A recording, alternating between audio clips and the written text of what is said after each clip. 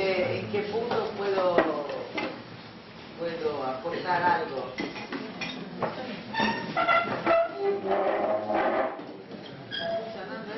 No, no se escucha.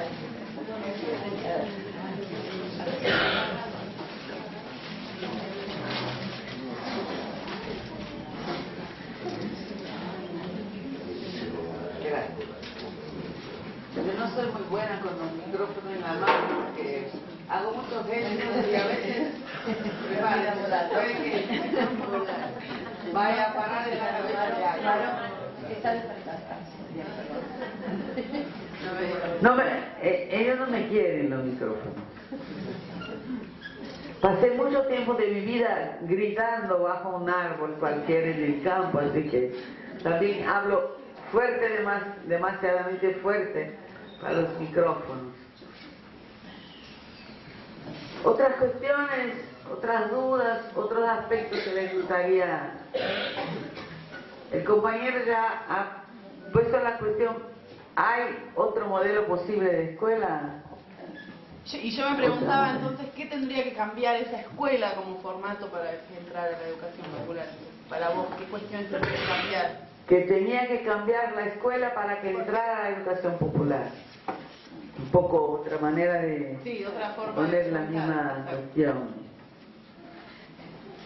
Y a mí como que siempre pienso que la escuela tradicional o la escuela formal tiene mucho de obstáculo, pero también tiene mucho de posibilidad en cuanto al impacto, ¿no? Y entonces, sí. Eso. Y es lo que hay, digamos, en definitiva me parece que eso es lo que hay, digamos. Entonces, desde esto que hay, es lo que hay. Es lo que hay. Entonces, y va a seguir habiendo. Sí. Y está bien que así sea, digamos.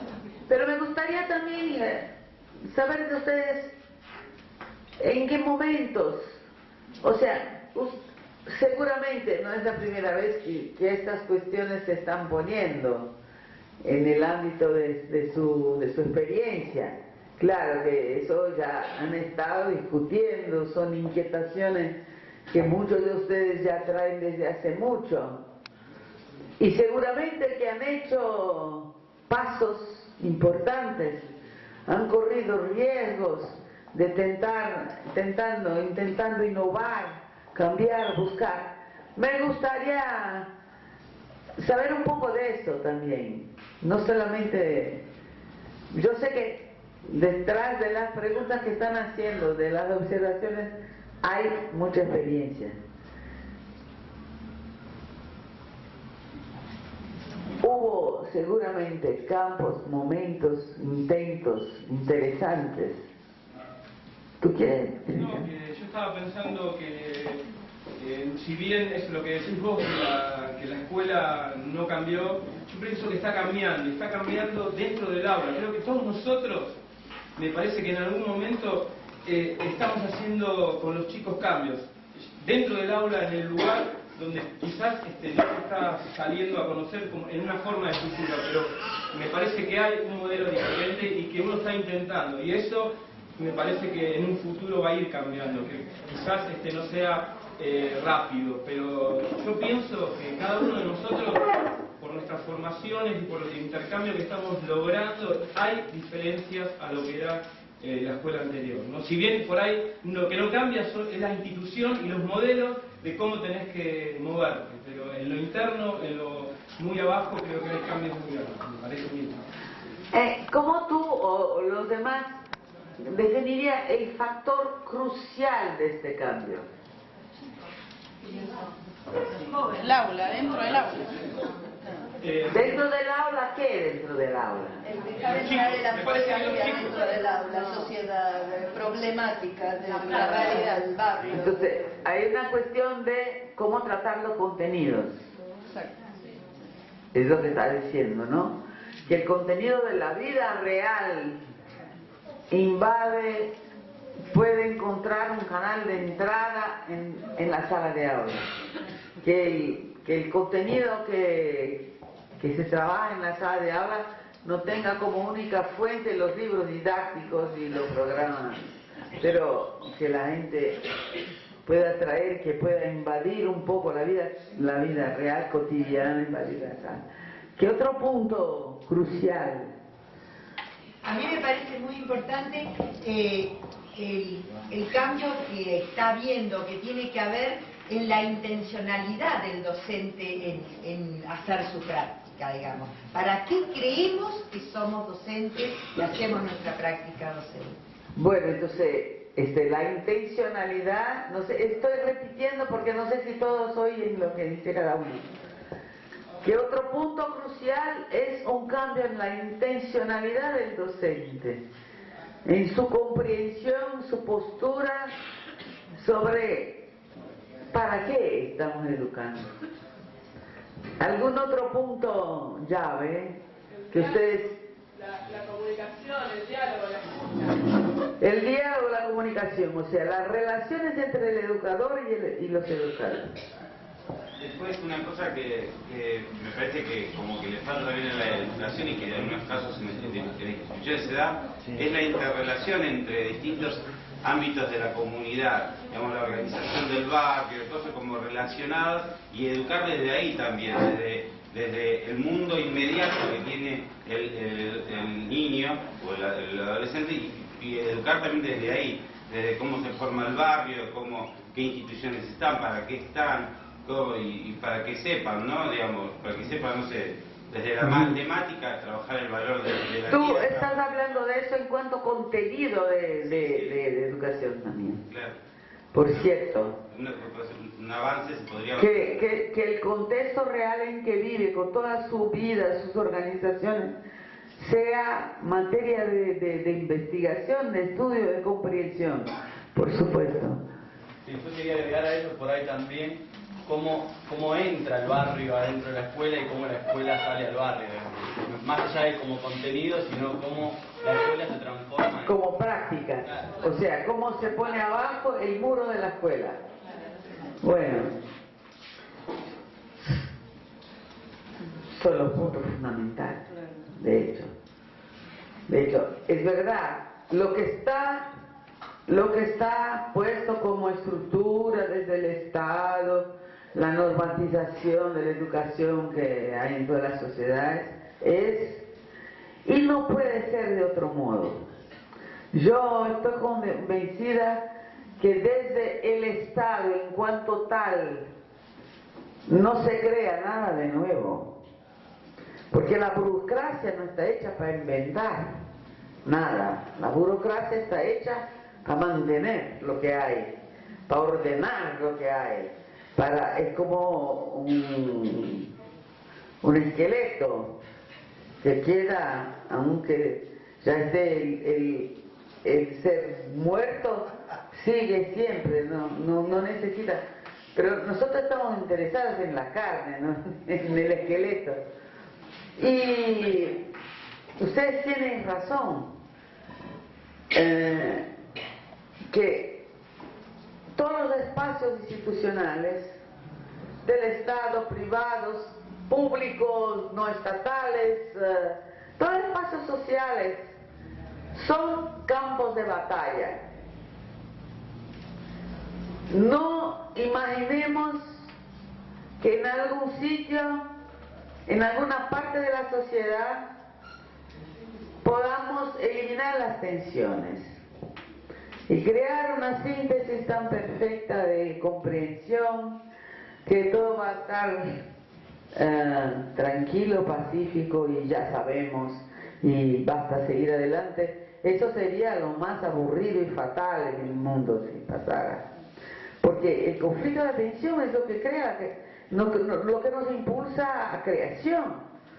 Y entonces, cuando entendimos que, bueno, la estructura que viene desde arriba, y no importa cuál es el gobierno ni cuál es el partido político que está allá, bueno, ya nos decía Weber, bueno, hay una permanencia de la burocracia que tiene que existir incluso, porque si no, un cuerpo sin esqueleto tampoco es una jalea que no va a ningún sitio.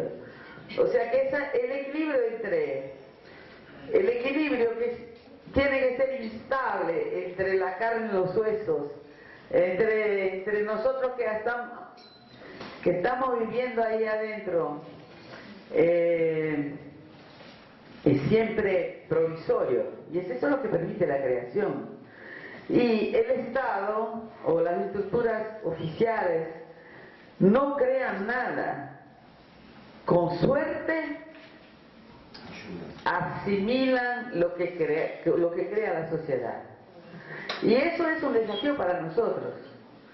Y tenemos que creer que la educación solo puede evolucionar si nosotros asumimos la batalla en el interior del sistema.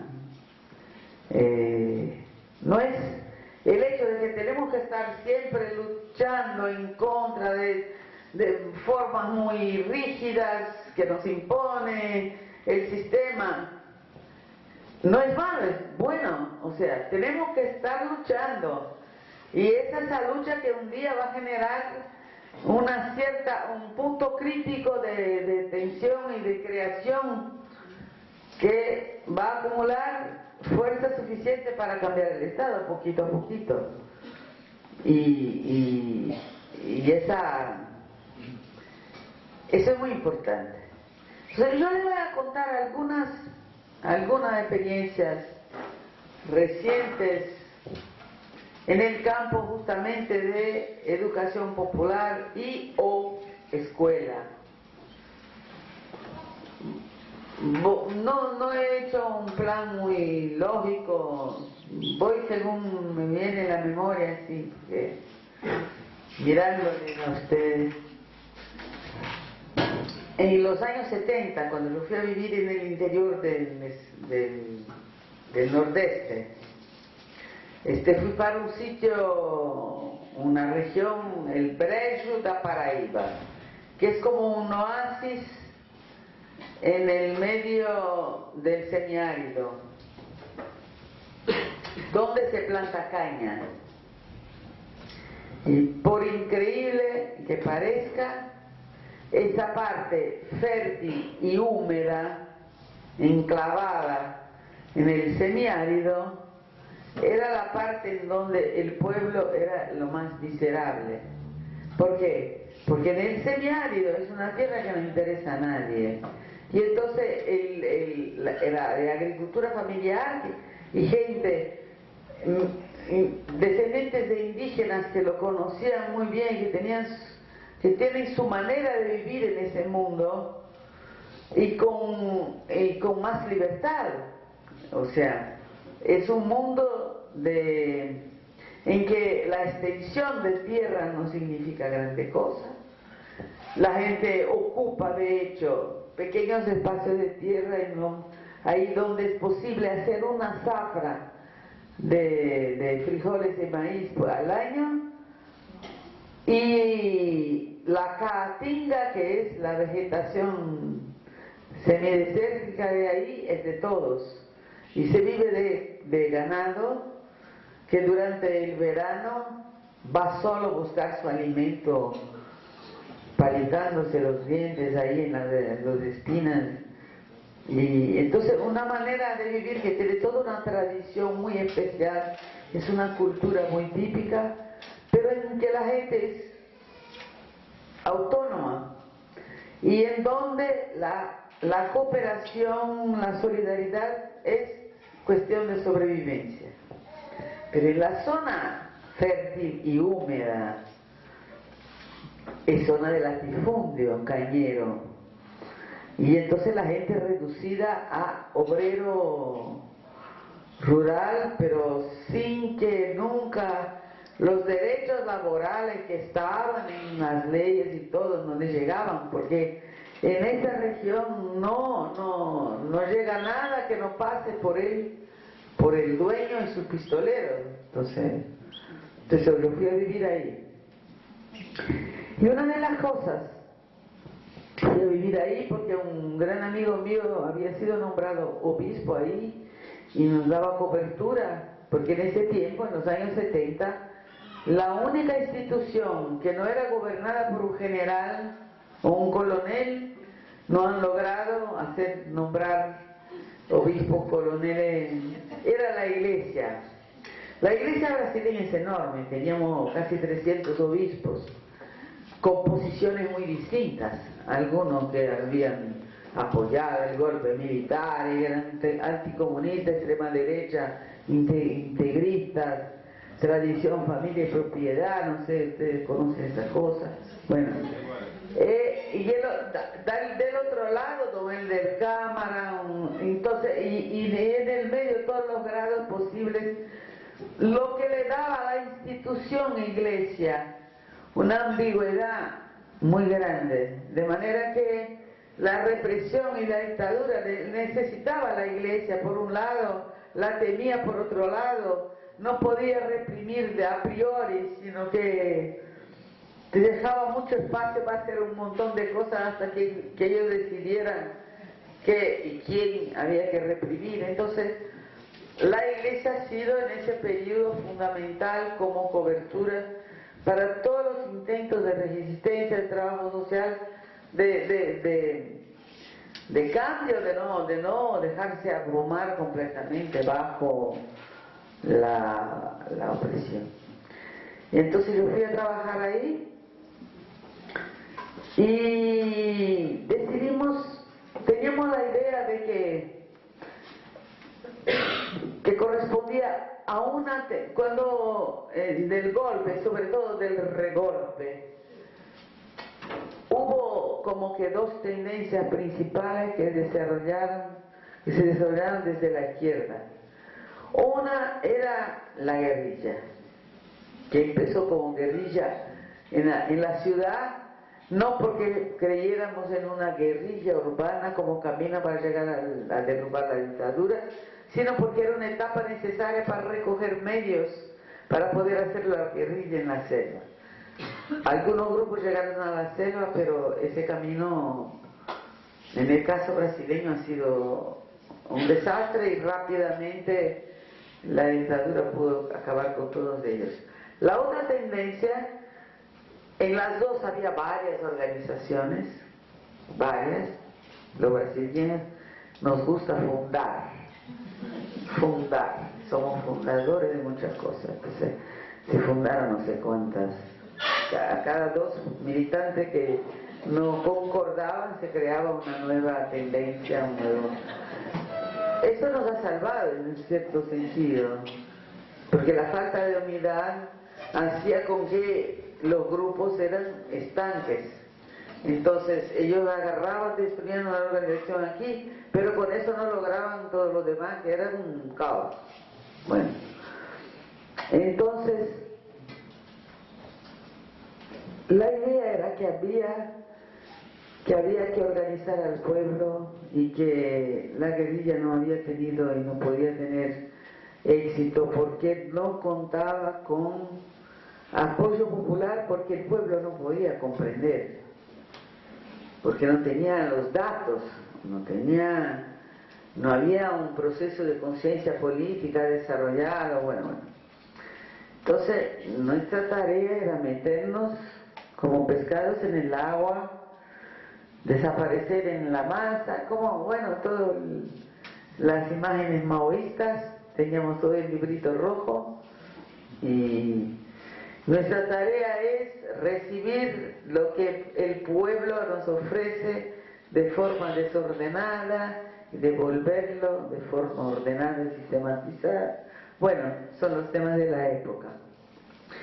Y entonces, en nombre de la diócesis, hicimos una investigación con la población, porque la idea es, para hacer eso, hay que empezar a organizar a la gente desde sus necesidades más sentidas. Y entonces hicimos una investigación que era lo que la gente más aspiraba, con más urgencia. Y no era tierra, no era trabajo, no era comida, era escuela para sus niños. ¿Por qué? Porque la escuela oficial era completamente incompatible con la vida de la gente. Porque la miseria era tanta que los muchachos de 7 años iban a cortar caña. Si el muchacho de 15 años, de 7, 8 años, no iba a ayudar a su padre y su madre a cortar caña, no les alcanzaba para comer. Porque el sistema era que tú ganabas por la extensión de tierra plantada que lograbas cortar. Y eso significaba sacarle la paz, separar, un montón de trabajo. Entonces, cuando la familia entera lo hacía, entonces, la sacra de caña empieza en agosto, va hasta enero. Entonces, el segundo semestre del año escolar y las vacaciones, y entonces los niños, si fuesen a la escuela, irían el primer semestre, que no son más que un trimestre. Entonces, esos niños nunca llegaban a nada. Entonces, fracasaban el primer año, el segundo año, si fuesen a la escuela. Y ya, finito. Y no se podía convencer el gobierno de que en esas regiones tenía que cambiar completamente el año escolar.